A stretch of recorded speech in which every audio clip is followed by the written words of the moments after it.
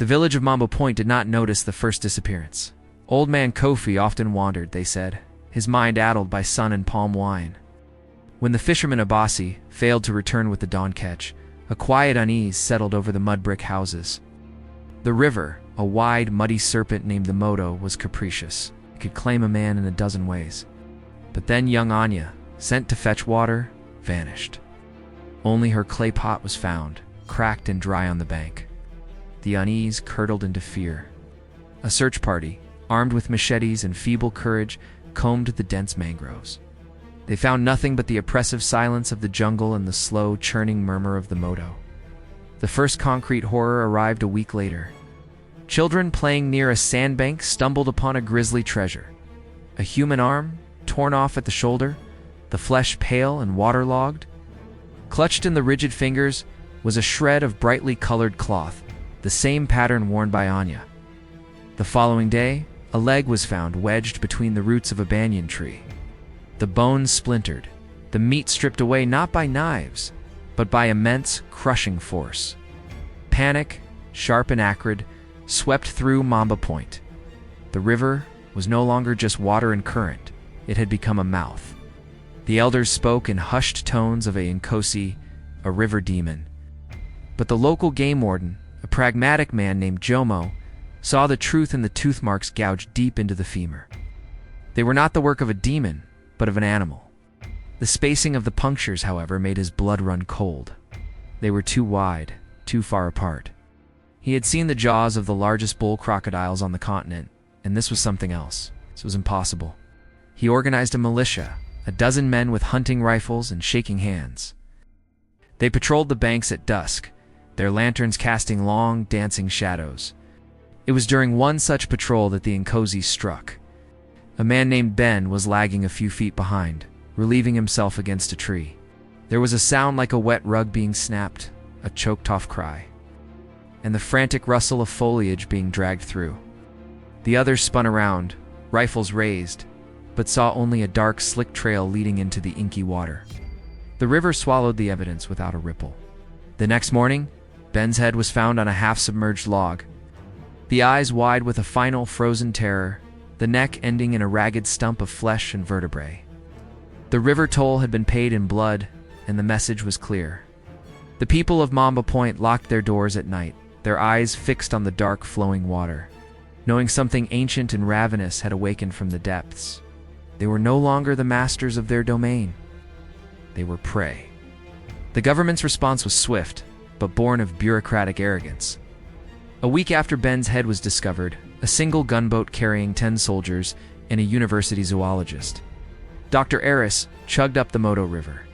They were a stark contrast to the terrified villagers, clad in crisp uniforms, armed with modern rifles, and brimming with a confidence that bordered on contempt. To them, this was a simple pest control operation. They pictured a bloated, sluggish crocodile, easily spotted and easier still to kill. Dr. Eris, a man whose experience was confined to preserved specimens and academic papers, felt a thrill of professional curiosity. He dismissed the villagers' tales of a demon as superstitious nonsense. The tooth marks on the recovered femur suggested a large specimen, perhaps 6 meters, a notable size, but well within the realm of zoological record. He spent the first day on the riverbank, meticulously measuring the drag marks and collecting splinters of bone. His clinical detachment began to fray as he pieced together the scene. The force required to shatter a femur so completely was staggering. The drag marks were too deep, as if the creature had pulled a great weight without effort. The soldiers, led by a young brash sergeant named Radek, grew impatient with the scientists fussing. On the second morning, they decided to force the issue. They would patrol the most notorious stretch of the river, a narrow, murky channel choked with hyacinth and submerged logs, known locally as the throat of the Moto. The air there was thick and still, the buzz of insects unnaturally loud. They never saw it coming. The attack was not a dramatic lunge from the water, but an explosion from below. One of the 2 smaller support boats, a flat-bottomed skiff carrying 3 soldiers, simply vanished. There was no roar, only a colossal splash, as the river seemed to open up beneath the vessel. The boat was wrenched downward, splintering like balsa wood, and the 3 men were gone, dragged into the brown depths before they could even scream. A single rifle bobbed to the surface. Panic erupted. The remaining soldiers on the gunboat and the second skiff opened fire, spraying bullets indiscriminately into the water, the shots echoing uselessly against the jungle walls. The water churned with their frenzy, but there was no target. Then, silence. An agonizing minute stretched out. The soldiers' hearts hammering scanned the surface, their bravado replaced by primal fear. It was in that silence that the true horror began.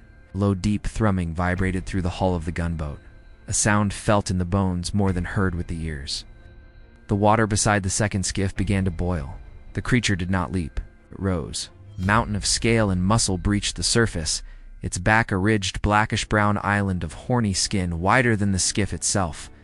Its head was a nightmare of teeth and primordial fury, a head longer than a man is tall. One yellow eye with a slit pupil like a crack into hell, fixed on the soldiers in the skiff. It was not 6 meters. It was half again as large. The tail, a weapon of bone and muscle thicker than a tree trunk, swept sideways. It didn't just hit the skiff, it obliterated it. Wooden men were pulverized in an instant. A mist of blood and splinters filled the air. One soldier was thrown clear, his body broken, only to be snatched in midair by the colossal jaws that snapped shut with a sound that cracked the air. The river ran red. On the gunboat, Sergeant Raddick stood frozen, his rifle dangling uselessly. Dr. Aris, his academic certainty shattered, fumbled for the radio. The monster submerged, and the gunboat was rammed from beneath with the force of a locomotive. The hull buckled. Men were thrown overboard. Their screams were short, wet, and terminal. As the gunboat listed, sinking fast, Raddick found the microphone. The radio crackled with static, then his voice stripped of all authority. Raw with terror, gasped a single, desperate word into the void. Croc. The transmission cut off. The Moto River grew still once more, its surface now littered with debris and a spreading crimson stain. The hunt was over. The expedition had not been the hunters. They had been the bait. The signal was weak, frayed by distance and static, but the word was unmistakable. In a stuffy military communications room 100 miles downriver, a young operator named Lena jolted upright in her chair. The voice on the other end was a strangled gasp, a sound of pure, undiluted terror that made the fine hairs on her arms stand up. Croc. Then, nothing. Just the hiss of dead air. She played the transmission back, the single syllable echoing in the silent room. It wasn't a report, it was a death rattle. She immediately alerted her superiors, her own voice tight with alarm. The official response was a wave of denial. Equipment malfunction, they suggested. A prank. A broken phrase misinterpreted. The first expedition was well-armed, professional. They had reported nothing but routine progress. A single word was not a catastrophe. But Lena knew. She had heard the sound of a man's soul tearing in half. She made copies of the transmission, her hands trembling as she cataloged the raw fear preserved in that digital file. The silence from Mamba Point became a heavy, accusatory weight. When a day passed with no further contact, the denial in the capital began to crack. A reconnaissance plane was scrambled, its flight over the Moto River, a grim, silent survey. The pilot saw it first, a glint of metal in the sun. Then the debris field. The wreckage of the gunboat was lodged in the mud of a sandbank, its hull peeled open like a tin can. Smaller pieces of the skiffs were scattered downstream, tangled in the roots of mangroves. There were no bodies. But the pilot, circling lower, saw the water around the wreckage was discolored, a lingering, rusty brown stain leaching into the current. The river itself was bleeding the expedition's memory. News of the confirmed loss leaked, and a new, colder fear gripped the nation. This was no longer a local tragedy, it was a national security crisis. The newspapers, starved for facts, feasted on speculation. They called it the Moto Monster, the demon crocodile, the public's imagination. Fueled by the official silence and Lena's leaked audio of the final chilling message, conjured a beast of mythical proportions. The single, crackling word croc became a symbol of the unknown horror that had effortlessly swallowed a squad of trained soldiers. In a private briefing for the few officials cleared to know the truth, Lena was asked to play the recording once more. The room, filled with hardened military men, fell into a deep, uncomfortable silence as Sergeant Raddick's final gasp echoed off the walls. It was a sound that stripped away rank and protocol, reducing every listener to a primal understanding of prey. The debate was over. The first expedition had not failed due to incompetence.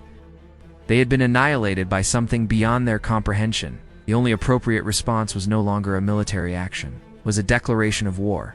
Plans began for a second, far more lethal undertaking. This time, they would not send soldiers, they would send hunters. The call went out not through official channels, but along the shadowed wires of a world that dealt in death. The offer was obscenely lucrative, a sum that could erase pasts and secure futures. But it came with a single stark condition: experience in killing things that were not meant to be killed. This was not a mission for soldiers. It was a culling for specialists of slaughter. They gathered at a dusty airstrip, far from prying eyes, a collection of grim faces and scarred hands. There was Cale, a mercenary from the Continental Wars, whose eyes held the flat, cold sheen of a man who had long ago traded his conscience for proficiency with high-caliber rifles. Beside him stood the Voronin brothers, Ivan and Dmitri, poachers from the Siberian taiga, who had hunted tigers and men with equal indifference, their faces weathered by wind and cruelty. Then there was Jackson, a hulking South African with a neck thicker than his head, who had made a fortune culling rogue elephants. He carried a customized 577 Tyrannosaur rifle, a weapon designed to stop a charging bull in its tracks. He looked upon the others with disdain, a professional among butchers. The sole exception to this company was Professor Marlowe, a frail-looking man with intense eyes, summoned from a university museum. He was an expert in crocodilian paleontology, a man who understood the ancient mechanics of such creatures. He stood apart from the hunters, clutching a leather-bound journal filled with anatomical sketches of Sarcosuchus and Deinosuchus, prehistoric giants. He had studied their bones for decades. Now he was to face their living shadow. The government needed a mind to counter the beast's brute force. Their patron, a grim-faced government minister, laid out the facts with chilling simplicity. He played them the final radio transmission. The single word "croc" hung in the humid air, and for a moment, the professional killers were just men. Hearing the echo of a fellow man's end, Jackson merely grunted, running a thumb over the massive bore of his rifle. Cale's lip curled into a faint smile. The Voronin brothers exchanged a glance that spoke of a new, worthy challenge. They were provided with 3 armored airboats, their engines powerful enough to skim over the shallowest waters. The boats were outfitted with steel mesh screens, spotlights, and a small arsenal that included high-powered hunting rifles, grenades, and heavy-caliber machine guns. It was an overwhelming force, a floating fortress designed for annihilation. As the team reviewed their grim arsenal, Professor Marlowe studied the blurred aerial photos of the wreckage.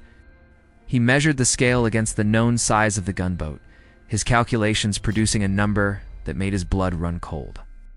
He tried to voice his concern, suggesting that their approach was based on a fundamental misunderstanding of the prey.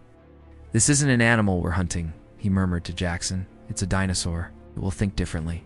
Jackson laughed, a short, harsh bark. "It bleeds, doesn't it?" "Everything bleeds." He slapped the side of his colossal rifle. "This will make it bleed a lot." The hunters saw only a target, a trophy unlike any other. They boarded their boats, a grim fellowship bound by money and bloodlust, convinced they were the apex predators on this mission. They had not considered that, in the primordial darkness of the Moto River, the title of apex predator was already taken. The 3 airboats cut into the current, their engines a deafening roar that shattered the jungle's silence. The hunters, clad in khaki and body armor, stood like statues of vengeance, their eyes scanning the murky water. The Voronin brothers led the way in Boat 1, their expressions unreadable. Jackson, with his colossal rifle, dominated Boat 2, while Cale and Professor Marlowe followed in Boat 3, the professor's face pale as he clutched his journal. The vibrant life of the riverbank fell away as they penetrated deeper. The channel narrowed, and the canopy above wove itself into a suffocating tunnel, blocking out the sun. The air grew thick and heavy, smelling of rot and stagnant water. The cheerful squawks of parrots were replaced by the low hum of insects and the occasional unsettling splash from the banks. It was a land untouched by time, a primordial realm that seemed to resent their intrusion. They reached the site of the first expedition's demise. The wreckage of the gunboat was still there, a skeletal husk half submerged in the mud picked clean by scavengers. The sight sobered even the most arrogant among them. Jackson's sneer faded as he observed the sheer force required to twist the steel hull. Cale motioned for the boats to cut their engines.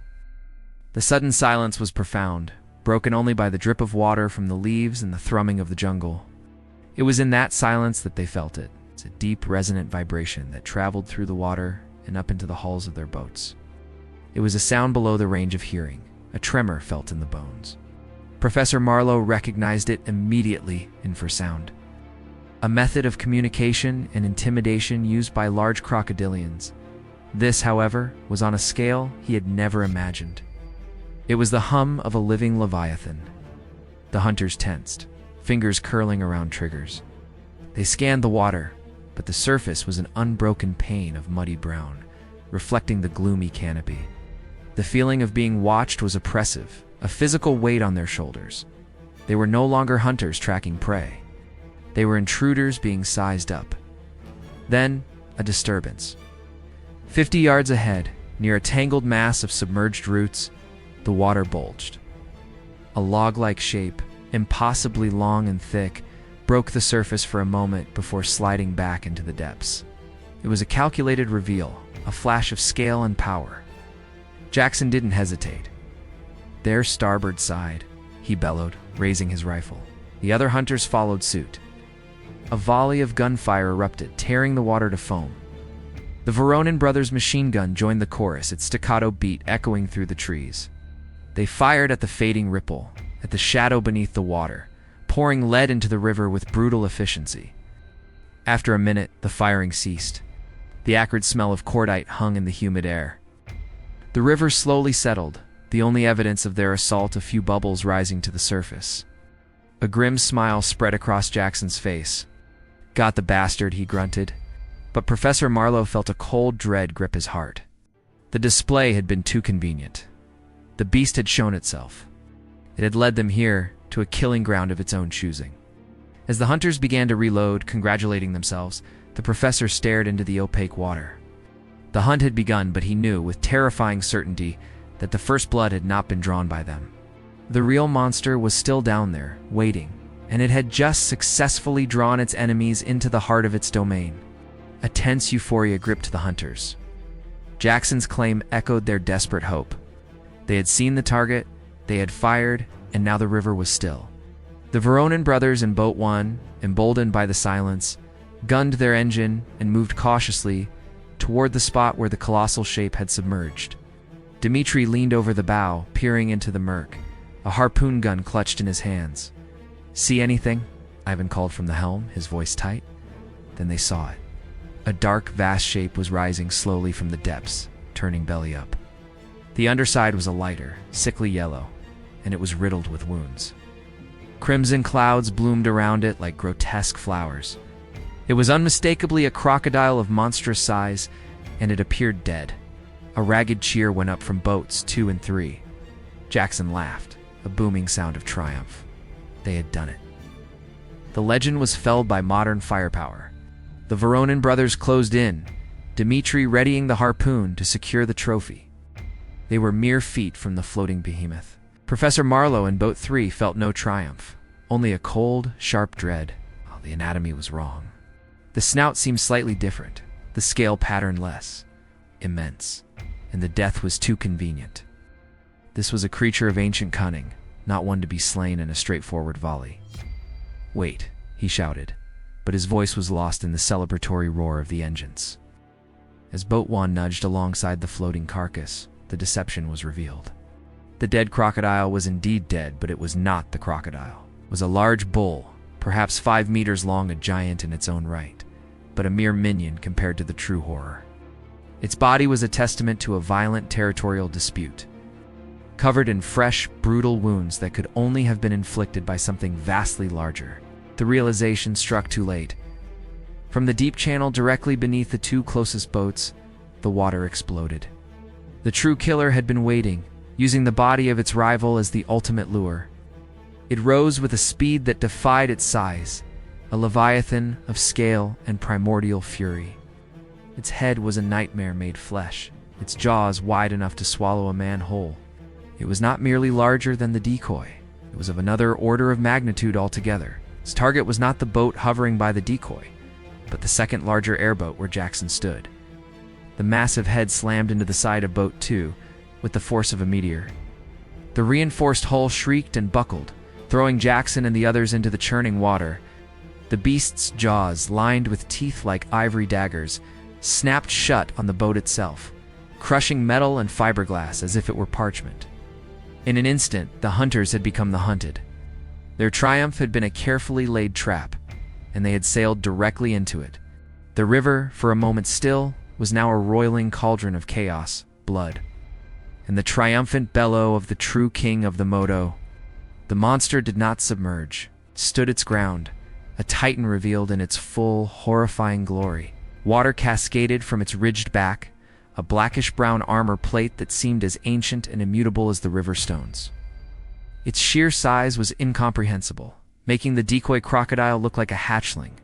Its head, a weapon of mass destruction, swung slowly, one yellow eye fixing on the men struggling in the water. This was no animal driven by hunger. This was a sovereign asserting its dominion, its intelligence a cold, calculating fire behind that reptilian gaze. Jackson surfaced, sputtering, his godlike rifle gone, replaced by the terror of a cornered beast. He saw his crewman Hendricks flailing just yards away. The giant crocodile moved with a speed that belied its bulk. Its head darted forward, not with a snap, but with a piston-like precision. The jaws closed around Hendricks's torso.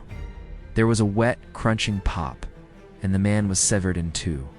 The upper half was tossed back into the water like discarded offal, while the lower half sank in a cloud of crimson. On Boat 1, the Veronin brothers stared, their poacher's courage evaporating. Ivan slammed the throttle, attempting to ram the creature in a desperate, suicidal charge. The crocodile's tail, a muscular wrecking ball thicker than a telephone pole, swept sideways. It caught the airboat a glancing blow, but it was enough. The craft was lifted, spun, and smashed against the half-sunken decoy carcass. Ivan was crushed against the console, his body breaking with the sound of splintering wood.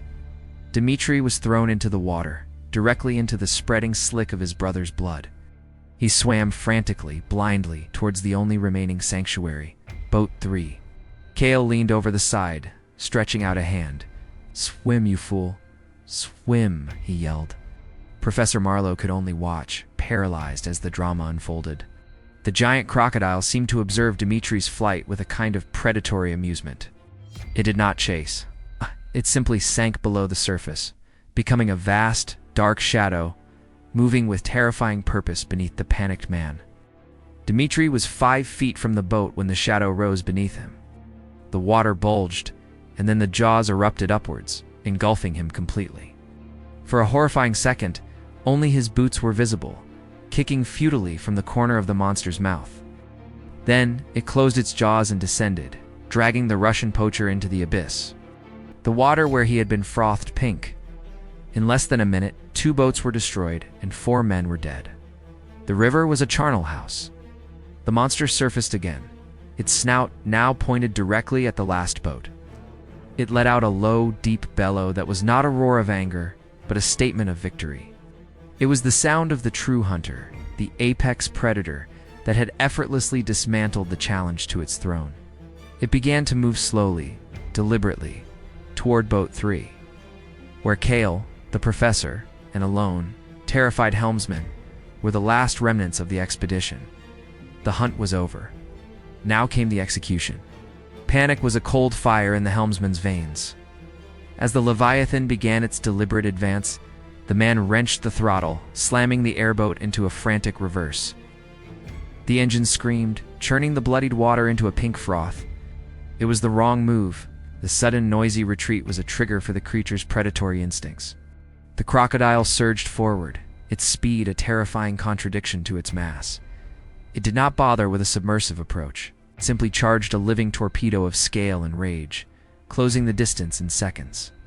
Cale, his mercenary composure shattered, raised his rifle and emptied the magazine into the oncoming behemoth. The bullets punched into its armored snout and skull, but they were like bee stings to a bull, serving only to deepen its fury. The boat was still reversing when the monster struck. It did not bite, rammed.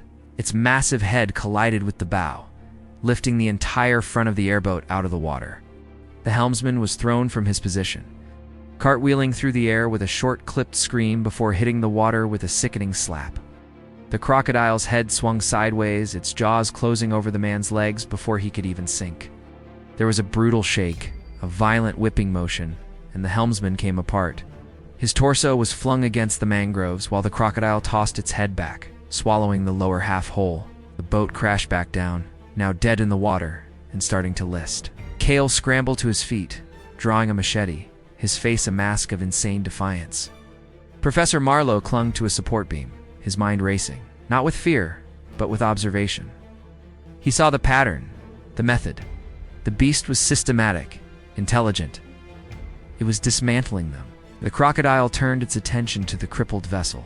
Its tail, a weapon of unimaginable power, whipped overhead and came down on the deck like a blacksmith's hammer. The reinforced metal groaned and buckled. Cale was thrown off his feet, the machete skittering away. As he tried to rise, the tail swept across the deck again, this time catching him squarely. The impact was not loud, but soft and final. Cale's body folded around the bony crest, his spine and ribs shattering instantly. He was hurled overboard, a broken doll, sinking without a sound into the deep red water. Silence descended, broken only by the hiss of leaking air and the slow lap of water against the sinking hull. Professor Marlowe was alone, crouched amidst the wreckage, the stench of blood and fuel thick in the air. The giant crocodile circled the boat slowly, its yellow eye locking onto the last living thing. The water around them was a solid sheet of crimson, a testament to its total victory. It had turned the hunters into the hunted, and the river into a grave. The professor was not a fighter. He was a man of knowledge. And in that moment, knowledge was the only weapon he had left. Crouched in the gore-slicked wreckage, Professor Marlowe's terror was a cold, sharp clarity. He was a man of bone dust and libraries, yet his mind trained to reconstruct extinct giants from fragments. Now pieced together the behavior of the living one before him. It was not mindless. It was a strategist. It used a decoy, targeted the largest threat first, and systematically dismantled its enemies. It was now circling confident, savoring the final kill. Its arrogance was its only weakness. His eyes darted across the deck, past the ruin of Cale's body, and fell upon the one piece of equipment that had survived the tail strike. A large waterproof case containing high-grade seismic charges meant for testing riverbed density. They were not weapons, but they produced a concussive force underwater that was devastating. The crocodile relied on vibration, on its exquisite sensitivity to movement in its domain. That was the key. The beast submerged, beginning its final attack run. The professor's hands, slick with blood, fumbled with the case latches. He armed one of the cylindrical charges, his heart hammering against his ribs. He had no time for finesse. This was not about blowing the creature up. It was about overloading its most refined sense. He stumbled to the shattered stern, the listing deck tilting precariously. The water below was a dark, swirling red. He could see the vast, dark shadow approaching, a torpedo of certain death. He had one chance. He needed to get the charge deep, right in its path. He needed bait. With a strength he didn't know he possessed, he dragged Cale's mangled corpse to the edge. The crocodile was seconds away, its wake now visible on the surface. He shoved the body overboard. It hit the water with a heavy splash. As expected, the shadow veered slightly, drawn to the easy meal. Professor Marlowe took a deep breath, prayed, and threw the armed seismic charge. He aimed not for the creature, but for the spot just ahead of the sinking corpse. The charge splashed into the crimson water and sank, turned and ran, throwing himself behind the relative cover of the boat's crumpled cabin. For a second, nothing. Then the world dissolved into sound and force. The concussion was not an explosion of fire, but of pure, compressed energy. The water in a 30-foot radius bulged upwards in a great dome, then erupted. The sound was a deep, visceral thump that hit Marlowe in the chest, knocking the air from his lungs. The airboat shuddered violently, and a geyser of water and blood rained down. But the true effect was beneath the surface. The concussive wave, magnified by the water, hit the crocodile like a physical wall. Its highly tuned sensory system, its jawbones and inner ears designed to feel the faintest ripple, were brutally assaulted. The creature convulsed, its charge turning into a spasmodic, disoriented thrash. It breached the surface, its jaws gaping not in attack, but in apparent agony, its head shaking violently from side to side. It was blind, deaf, and utterly bewildered in its own element. The professor staggered to his feet. His gambit had worked. For the first time, the ancient monster knew pain and confusion. The hunter was vulnerable. The fight was not over, but the balance of power had shifted on a wave of shocking force. The giant crocodile thrashed in the center of the river, a titan in torment. The concussive blast had shattered its perception, turning its world into a screaming, painful void. It rolled, its tail lashing uncontrollably, churning the bloodied water into a froth. This was the moment. This was the only moment. Professor Marlowe scrambled over the wreckage, his eyes fixed on the one weapon that might still be functional.